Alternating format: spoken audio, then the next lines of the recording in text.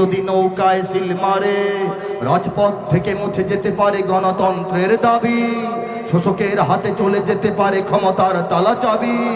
স্বার্থের হাত নাড়তেও পারে আইনের কলকাঠি। বাংলাদেশের সব মানুষের নাম বদলাতে পারে, বইয়ের পাতায় স্বাধীনতা সংগ্রাম বদলাতে পারে,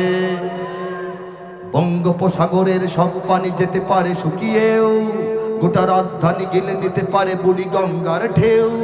সুন্দরবন কেটে হতে পারে ইটের ভাটার লাকড়ি, শিল্পপতিরা দেউলিয়া হয়ে খুঁজতে পারেন চাকরি, চোর গুন্ডারা পেয়ে যেতে পারে মন্ত্রীর মর্যাদা, আইনের ফাঁকে কালো টাকা সব হয়ে যেতে পারে সাদা।